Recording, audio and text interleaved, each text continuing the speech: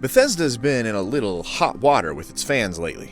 As a certified Bethesda shill, it's getting a little hard to show my face around outside without being attacked, and not just because all the kids I abandoned from previous marriages finally tracked me down. In high school, Joe became intimate with these girls. These girls got pregnant. This one had a baby. But, have you ever wondered where this all started? How did one of the most beloved gaming companies ever end up in this position? Well, I don't think the answer is all that surprising, but I do think I have an answer. So, without further ado, let's talk about how Bethesda sold out one of its flagship IPs for a quick laugh, and yet failed to make a buck or to make anyone laugh. Oh, and as a special treat, I think I have figured out how Bethesda and Fallout 4 plan to fix all of this, so nothing is ruined at all. So, stick through till the end, where I prove beyond reasonable doubt that Bethesda really is good at writing and has never done anything wrong, ever. Alright, so we're going to be talking about Kid in a Fridge. I know. I know. Quick recap for those of you not in the know. Kid in a Fridge begins in what is probably the second most dangerous area in the base game of Fallout 4. Not to put too fine a point on it, but there's a gunner city right here, a bunch of mirelurks and other beasts here, and just roaming deathclaws all over the area. Reminds me of growing up in Detroit.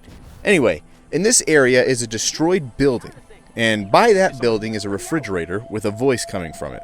If you listen to the voice, it tells you to let it out by shooting the refrigerator, thus knocking the door right off the hinges. Once you do, you are left staring at this thing, and he introduces himself to you as Billy. Says he's been stuck in that fridge for a really long time, that he hid in that fridge to escape the bombs, and will even talk about how different and bombed out the world is now, and asks you to take him home to his parents. No matter what you say, he just waits around, waiting for you to take him back to his parents' house, even if you tell him that, reasonably, there's no way his parents or his house are still around after 200 years. So, eventually, you set off with him to find his old neighborhood. At this point, you're supposed to encounter a guy named Bullet, who will offer you money to buy the ghoul child from you. There are no other encounters like this in Fallout 4. Plenty in 3, New Vegas, and the originals, but no, I guess this was the time to thrust onto Fallout players the moral dilemma of entering the world of human trafficking. His offer? 300 caps. So you can sell this child, or, I don't know, find 5 10mm pistols to sell? Also, this part didn't even trigger for me, so you might miss it. He does come back in a couple minutes, but most players will tell him that their last name isn't Epstein and the island they own isn't called Little St. James, and tell him to pound sand. You then return the child a full 200 yards from where you started to his parents, who claim they have all been alive for 200 years, and that they also spent a significant amount of that time looking for their son. Then, and get this, because it's wild, some gunners show up from Quincy. That's not that shocking, since Quincy is literally within eyesight of the house. What is shocking is that these guys are like, all these ghouls are our slaves now. You can either agree to let the slavers just take the ghouls, or refuse. And that's the quest. This is literally the quest that ruined a lot of the good material from Fallout 4 for me, and who knows, maybe even a lot of Fallout collectively. I don't know, it remains to be seen. I made a video a while ago called How Bethesda Made the Worst Quest in Fallout 4. It's absolutely the best video I've ever made, besides the one you're watching right now. So, I'll put a link at the end of this video in case you haven't seen it, but basically I say that the quest in Covenant is the worst quest because Bethesda doesn't know how to make decisions hard to make. I stand by that video's title, but for the sake of explaining how this quest is a little bit worse, let me just say, I don't even need to break anything down for this quest. It's just that bad on the face of it. So, I'm going to tell you the plot holes rather than explaining how they are potholes and just rely on you to understand. But just so we're all on the same page, here's everything in order. First and foremost, the kid has supposedly been in that fridge since before the war. Or I guess before the Great Bombs, right? Why does he think that you'd have a gun to shoot the fridge open? Hey, Bri. Yeah? How come you have a gun? 2. This kid survived without food and water for 200 years. I know there are other examples of this as early as Fallout 2, thanks to Chris Avallone, so even though this is pretty dumb and unbelievable, let's go ahead and move on. 3. The kid has been in a small metal box for 200 years. For reference, this is a torture method called the Little E's in the Tower of London, the sweat box in the 1800s, or in modern times, the dog box used by the CIA.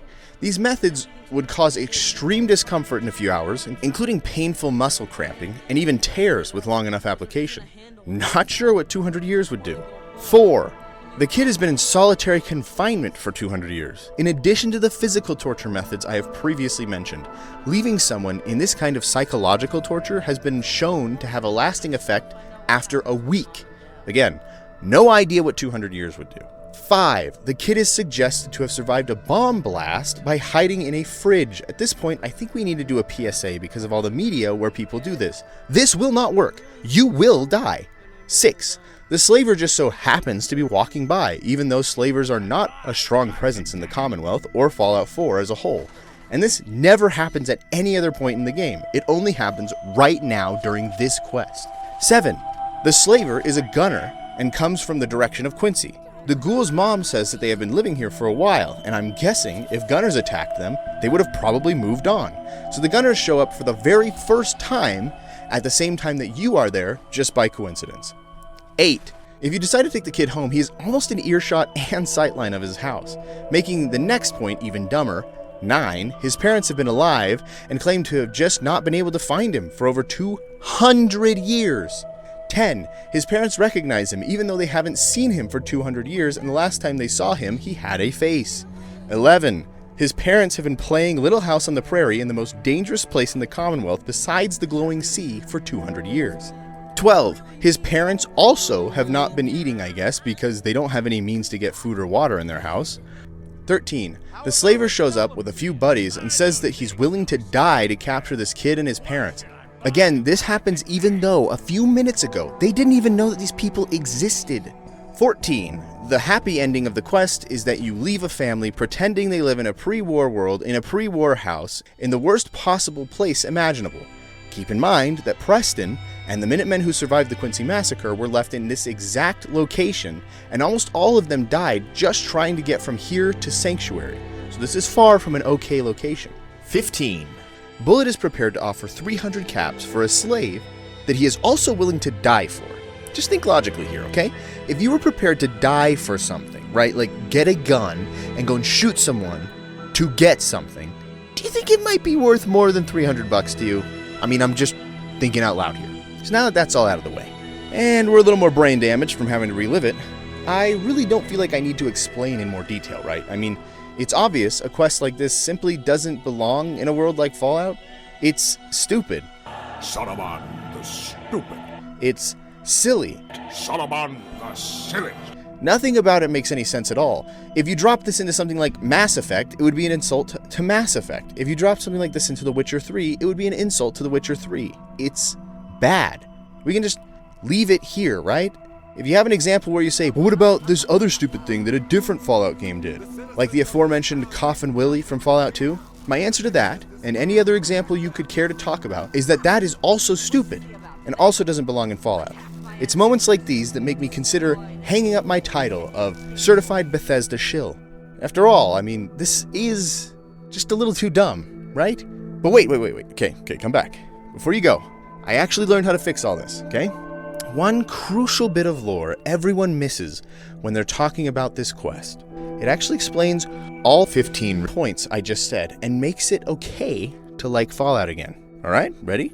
What if I told you that this quest and everyone in it is just playing a prank on the sole survivor? Yo, this is Kanye Titter, and I just got punked. No, this isn't Cope, okay? Come on back, sit down, let's finish this up. Listen, my dad works at Microsoft, and he told me this in confidence. So, Billy meets an older man who wants to prove that the world is dangerous for kids, even if those kids are over 200 years old. Billy doesn't believe him. So this guy, Bullet's his name, tells Billy that the next person to find Billy will give him over to Bullet as a slave for free. They get the parents in on the joke, set the prank up, and wait.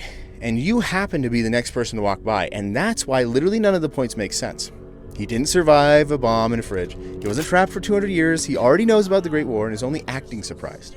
The slaver was just waiting for the prank to start. He didn't happen to be walking by. They aren't an actual slaver. That's why they wear gunner uniforms. Billy's only been gone for a few minutes, and the parents are just pretending to be surprised. They don't actually live in this house in the worst part of the Commonwealth, and the guy shows up at the end with his friends because he's mad about losing the bet. Okay? Hope that clears it all up for you. That's right. Emil has done it again. Like my abusive stepdad, every time he hits me, he makes sure to bring me home a beer or two to help me forget before Mom gets home. It literally doesn't matter that Pete Hines crashed out on Twitter when somebody pointed out how stupid this quest is. That was also part of the joke, okay? Feels good, doesn't it? To know that Fallout is back on top where it belongs. So, you're welcome. Glad I could return this game to something you could enjoy again. You can thank me by subscribing or watching another one of my videos. Seriously, I make a new video every week, and I'd love to tell you more about how Bethesda has never made a mistake, and all of their games have been perfect 10 out of 10s, but I can only do that if you subscribe. So, until next time, I'll see you around.